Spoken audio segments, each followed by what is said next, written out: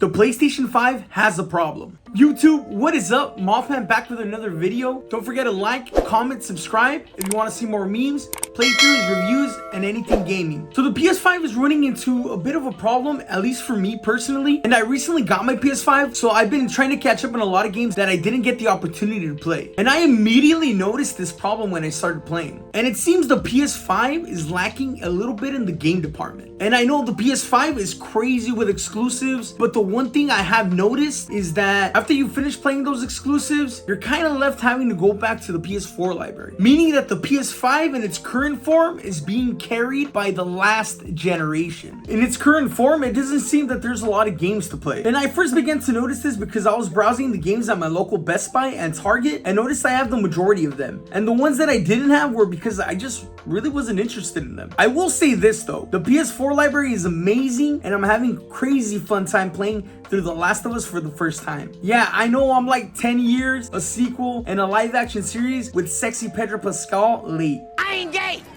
I was only looking down his pants because I heard his slung was so big and juicy. No, wait a minute.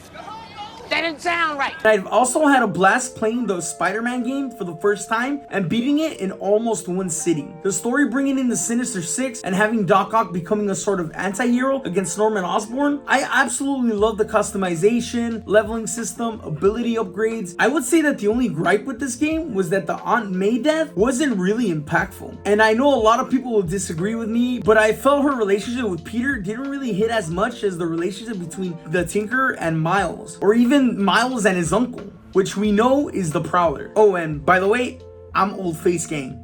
That new one is weird as The Miles Morales game to me was a masterpiece. It feels so nice to see a multicultural superhero do his thing. And again, just like the first Spider-Man game, the Miles Morales game doubled down on the amazing leveling system, and New York seemed even more expansive and lively given the Christmas setting, which to me was a cherry on top. And like I said, the relationship between Miles and his uncle and Miles and his best friend, it felt more authentic and relatable than the relationships in the original. Now, I might get my ass chewed for that take, but fuck it. But anyway, the game situation is just something I noticed and something that seems like it's not going away anytime soon. With games taking longer to develop and games just generally being larger, eventually we're all gonna have to be running an NVMe 10 terabyte drive just to play one game. Like for example, F1 was 113 gigabytes, Ghost of Tsushima Director's Cut was 113 gigabytes, Assassin's Creed Valhalla 140 gigabytes, Call of Duty Modern Warfare 2 150 gigabytes, Cyberpunk is 160 gigabytes, and just recently Jedi Survivor was released as a 155 gigabyte game. And this is just to name a few.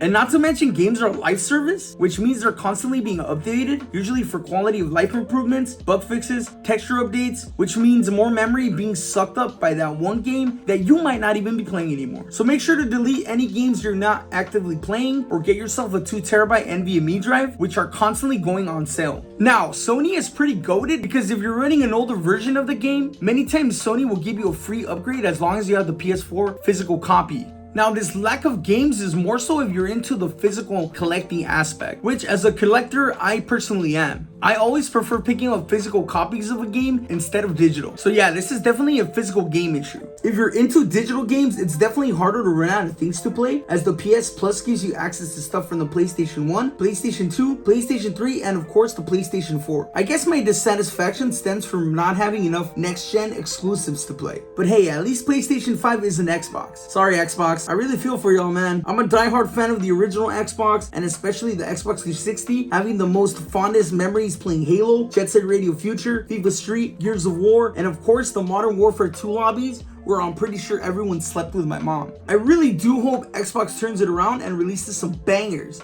And who knows, maybe I'll be owning the Xbox Series X real soon. But anyway, what do you think of the PS5 library? Is this something we really should worry about, or is it all good? Let me know in the comments below. And if you're new to the channel, don't forget to like, comment, subscribe if you want to see more memes, playthroughs, reviews, and all things gaming. Peace.